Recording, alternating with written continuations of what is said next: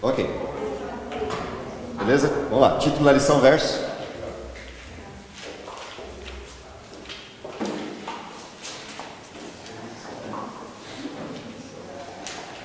Missão de Jesus. Missão de Jesus, verso. Porque o Filho do Homem veio buscar e salvar o perdido. Lucas 19:3. Maravilha. Antes da gente estudar, então vamos lá para o auxiliar, vamos entender qual é o caminho da lição dessa semana. O que a gente vai aprender, o que a gente vai sentir, o que a gente vai praticar com o conhecimento da lição da próxima semana. Então, primeiro, objetivo de conhecimento, o que a gente precisa aprender. O que significa buscar e salvar? Okay? Então, esse é o primeiro objetivo, entender na essência da missão de Cristo, que é buscar e salvar, entender qual é o nosso papel e de que jeito a compreensão do significado da palavra buscar e do significado da palavra salvar nos lança a essa missão. Qual é o sentimento resultante de entender esse buscar e salvar? Como essa busca e salvação Como a busca e salvação afeta a mim e, consequentemente, me transfere para a mesma missão que Cristo executou. E prática. cumprir o papel que Deus nos designou no processo de busca e salvação. Beleza, isso fecha a nossa discussão da lição da próxima semana. Bom, a lição da próxima semana é um conjunto de historinhas, várias delas em diversos aspectos de tentativa de clarear essa estrutura da missão de Cristo, do buscar e do salvar. Então, primeira coisa importante é entender, a missão de Jesus era o quê? Buscar e salvar aquele que se perdeu. Portanto, a missão de Jesus é para quem?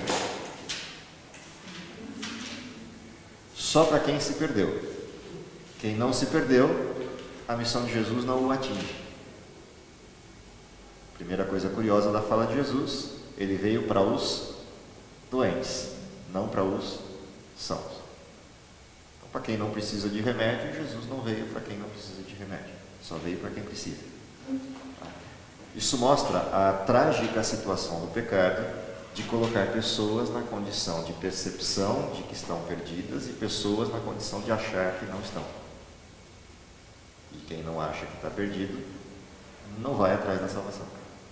Então, esse buscar e salvar o perdido tem como ponto de partida o que a gente viu no término da lição da semana anterior, que é o trabalho do Espírito Santo no convencimento do pecado gera o primeiro elemento para esse processo de busca e salvação. Porque eu busco salvar o perdido e o perdido precisa reconhecer que está perdido, precisa saber que está perdido para aceitar a minha ajuda, para aceitar aquilo que eu estou levando para ele nesse processo de busca. Do contrário, ele é refratário. Eu chego lá e ele diz: não sei o que você está falando, eu não preciso de nada. Então, a primeira coisa interessante do modelo é essa. E por que ela é interessante? Porque o processo de buscar e salvar depende de alguém que já esteja salvo, ou seja, santo. Não dá para buscar e salvar se eu estou perdido. Porque na mesma condição que o outro, eu vou buscar e salvar o quê? Tem dois sujeitos dentro do poço, os dois sujeitos perdidos. Quem salva quem? Não tem alternativa. Só dá para salvar o sujeito do poço se eu estiver fora do poço. Então, quando eu olho a missão de Jesus, ela começa com esse processo. Ele era justo, santo, salvador. Bom, eu não sou nem justo, nem santo, nem salvador. Sou pecador. Portanto, para eu poder buscar e salvar alguém perdido, eu tenho que estar salvo. Mesmo ainda não sendo santo, no sentido pleno da palavra, sendo pecador ainda, mas um pecador que foi salvo. Olhado isso, como o processo introdutório do buscar e salvar, da missão de Jesus, a lição abre com uma parábola, uma história. A história da ovelha perdida e a história da moeda perdida. Na verdade, é um conjunto de 3 histórias que Lucas traz à tona, porque tem uma terceira que é a história do filho pródigo. A gente vai ver mais para frente um pouquinho. O que é interessante é observar a história da ovelha perdida e da moeda perdida. Quando eu olho a história da ovelha perdida, a ovelha sabe que está perdida. Sabe? Está clamando por salvação. A ovelha tem alguma chance de retornar para de onde se perdeu? Não. Ela sabe que está perdida, mas não tem alternativa de retorno. Ela não consegue retornar. Portanto, ela precisa de quem? Do pastor, que vai lá e a tira do processo em que ela mesma se enfiou. Porque ela se perdeu porque se afastou do rebanho. Caiu no precipício e ficou presa na galera. Ela precisa do pastor. E é curioso que quando você olha a história do pastor, o que normalmente o pastor faz quando a ovelha está perdida nessas condições?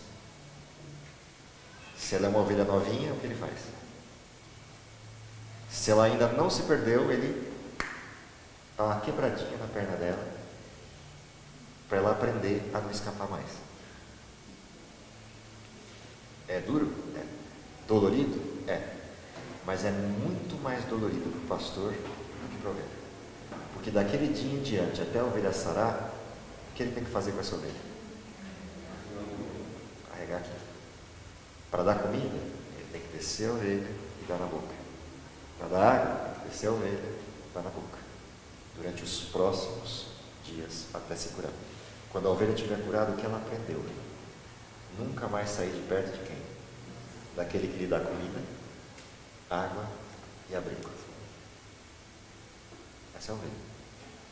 A segunda parábola que traz a missão do buscar e salvar tem a ver com a moeda. A moeda sabe que está perdida. Mas aonde a moeda está perdida? Dentro de casa. Portanto, quem é a moeda? É quem acha que está salvo dentro de casa, mas está perdido. Portanto, a parábola da ovelha é para quem saiu de casa. A parábola da moeda é para quem não saiu de casa. Está aqui dentro do aprisco, convivendo com o aprisco, escutando todos os dias o dono da casa, mas está perdido. Não tem consciência que está perdido, mas está perdido. Mas quem sabe que está perdido? O dono da casa. Qual é o papel dele? O que ama a moeda que está perdida dentro de casa, ele varre a casa, no caso a mulher, varre a casa. É uma casa de chão batido, modelos antigos de casa, até encontrar a bendita moeda, a dracma perdida, que fazia parte daqueles elementos do presente do casamento. Esse é o grau de preciosidade da moeda. A moeda não tem valor. O valor dela é sentimental, não é monetário. Vai a casa até encontrar. E quando encontra, faz o quê? Festa. Convida todo mundo outra vez, porque quem estava perdido, está salvo. Mas perdido dentro de casa. Esse grupo de pessoas abordado pela parábola é um segundo grupo que a gente tem que focar no buscar e salvar. Uma coisa é a missão para fora, que é o sujeito que saiu. Outra coisa é a missão para dentro, que é o sujeito que está aqui e não tem a percepção de que o que ele está fazendo está levando ele para o politicamente correto, o cristão superficial, o cristão que não se deixa transformar-se pelo Espírito, fica na casca do cristianismo e das práticas religiosas formais, mas não se permite mudar o coração. É adventista do 7º dia e não dos 7 dias. Esse é a moeda. Na carona desse buscar e salvar, ainda tem uma terceira condição, que é o filho pródigo. E o filho pródigo ilustra o pior e o melhor dos mundos. Quem é o filho pródigo? O filho pródigo é alguém que estava salvo, decidiu se perder, mas sabe o caminho de volta e sabe como voltar. É o pior e o melhor dos mundos. É o pior e melhor dos mundos porque ele é o filho rebelde que faz tudo conscientemente do que está fazendo, bate com a cara na parede e sabe como voltar. E aí tem uma dura decisão para tomar, é a decisão de Judas. Volto e me humilho, ou não tenho coragem de me humilhar. Por isso é o pior e melhor dos mundos. É o melhor dos mundos porque ele sabe o caminho de volta e sabe como voltar e tem como voltar. Mas é o pior dos mundos porque bate numa encruzilhada de autossuficiência, que pode levá-lo à perdição. Então, esse é o desenho do filho pródigo. E o desenho do filho pródigo integra as outras duas parábolas dentro dele. A ovelha que se perdeu e a dracma que não sabe que está perdida. que é o filho mais velho, que ficou em casa e estava perdido. E só se deu conta que estava perdido quando o filho mais novo voltou. E a hora que voltou, mostra quem ele sempre foi: o orgulho, a ostentação, a obediência maniqueada, e que agora, quando o perdão do pai atinge o filho, ele se manifesta como a arrogância daquele que se acha santo. A parábola do filho pródigo engloba todos os mundos da igreja da época de Cristo: os que estão fora, os que saíram, mas os arrogantes fariseus e sacerdotes que estavam dentro, mas perdidos. Todos os mundos estão integrados ali dentro. Das três questões, a gente olha três características diferentes da missão do Cristo. Na primeira, a missão do Cristo é ensino, é acolhimento. Na segunda, a missão do Cristo é provocação e resgate. Na terceira, a missão do Cristo é adiantar-se ao esforço do outro. Quando o filho vem ao pai, que conta a parábola do filho pródigo, quando ele aponta na beira do caminho, se entende o que acontecia todos os dias com aquele pai. Todos os dias dava as instruções para casa e ia para a beira do caminho, na esperança de que o filho daria a primeira sinalização de retorno. Na hora que a primeira sinalização de retorno apareceu, o que fez o pai? Sai correndo em direção ao filho. Nobres não correm, donos de fazenda não correm, pessoas com respeito social não correm. Quem corre são os servos dele. Não, ele se adianta e vai na direção do filho. E antes que o filho chegue, o que ele faz? Se lança sobre o filho, o abraça, o acolhe e o cobre com a sua justiça. Lembra de a Laodiceia lá no texto de Apocalipse 3? Qual é a referência lá? Você faz o que com o pecador? Aconselho-lhe de mim compres ouro provado no fogo, a riqueza que o filho pródigo perdeu. Que mais? Colírio para que veres, sarar as feridas do filho pródigo. Mas ainda tem mais uma, que cubra a sua nudez. O que o pai faz? Tira a sua capa, põe sobre o filho, pega o seu anel, põe no dedo, a identidade está dada outra vez. Ouro provado no fogo. E pede que os servos cuidem dele. Colírio. Ao fazer isso, o outro aparece com uma outra postura. E a hora que aparece com outra postura, tem uma resposta curiosa de Deus nesse fenômeno. Você sempre teve tudo bem. Sempre pode fazer o que você quis fazer com tudo que estava aqui. E agora você está me responsabilizando porque você não fez? Ou seja, ele tinha tudo, mas não sentia tudo que tinha. Não usufruía de tudo que tinha. Vivia num processo de falsa obediência. Podia ter feito festa com os amigos, podia ter feito o que quisesse, era tudo dele. E agora ele vem e cobra do outro que perdeu tudo, só que ele esquece que o outro perdeu tudo que era de quem? Dele mesmo, era herança. Que ele pediu antecipadamente, na arrogância de querer a rebeldia, mas era dele o que ele gastou. Portanto, é legítimo que o pai o receba, literalmente, com uma mão na frente e a outra atrás? Sim, é legítimo. Ele perdeu tudo que era dele, não do pai. Isso, a parábola não termina apontando que ele receba outra herança. A parábola termina apontando que agora ele é filho outra vez. Ele vai usufruir das coisas que não são dele. São de quem? Do pai. É como termina a Laodiceia. Mas passa a ser dele de novo, né? Porque o pai tinha. O usufruir passa a ser dele, mas não os bens. É isso que é bonito na parábola do filho pródigo. Ele não tem mais herança. Ele tem o pai. A única herança que sobrou. A parábola não termina devolvendo as coisas para ele. Sabe por que eu estou contando isso? Como é que termina o texto de Laodiceia? Ao que vencer, dar-lhe-ei que se assente comigo no meu filho outra vez. Enquanto viver quem? O pai. quanto tempo vive o Pai? Por quanto tempo eu tenho o trono outra vez? Eternidade. Então, a graça me devolve o usufruir de tudo outra vez. Porque eu reconheci que eu perdi aquilo que era meu, ou que eu fiz mesmo. Isso é o que o filho mais velho não entendeu. Ele nunca precisou usufruir do que era dele, porque ele sempre teve tudo e teria tudo eternamente. No primeiro momento que ele acusa o irmão, e acusa o pai, evidencia-se o que é dele e o que é do pai. E aí deixa de ser dele. Ele vai para a mesma qualificação do filho pródigo. Essa é a insanidade do pecado. Quando eu me desligo de Deus e me torno autossuficiente, eu acho que eu tenho alguma coisa. Só para descobrir no momento seguinte que tudo que eu tenho passa. Mas o que Deus tem é eterno. O filho pródigo descobriu isso. O filho mais velho, não descobriu isso. Essa é a diferença entre eles. Portanto, dentro da missão tem todo esse desenho de busca e salvação. Então, o que é buscar? Em primeiro lugar, é identificar quem precisa. Quem precisa da salvação? Quem precisa da salvação? Todos.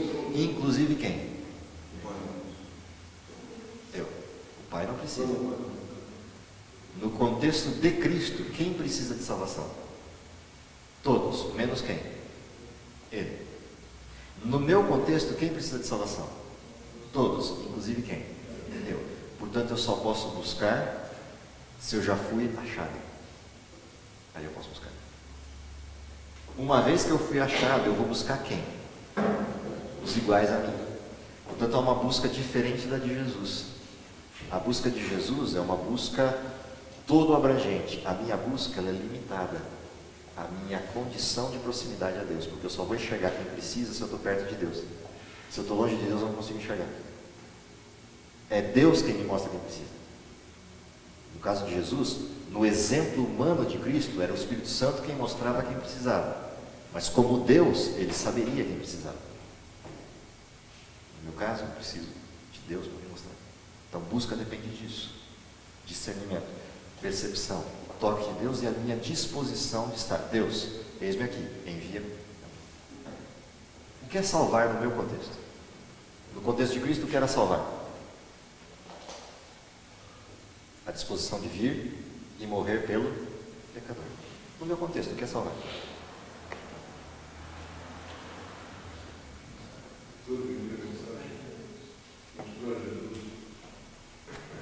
Sabe, tem algum complicador aí. Eu não sou Jesus. O que é salvar no meu contexto?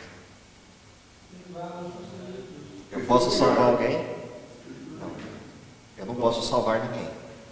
Quem pode salvar? Cristo. Bom, então qual é o meu papel?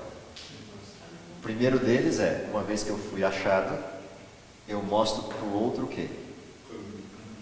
Como é que eu fui achado? Mostro quem me achou. E mostro de que jeito? Pelo testemunho, pela mensagem. Então, como é que eu ajudo a salvar o outro? Sendo salvo e contando como. A partir daí a decisão é dele de querer ser salvo. E quem o salva? Cristo, pela atuação do Espírito Santo na vida dele. Então, o meu salvar é estar disponível, estar próximo e contar que eu estava nas trevas e agora vivo na luz. Contar pela vida e contar pela mensagem. A hora que você faz isso, você disponibiliza ao outro o caminho da salvação que você mesmo encontrou. Dentro desse contexto, eu posso executar a missão. Eu posso atuar na missão.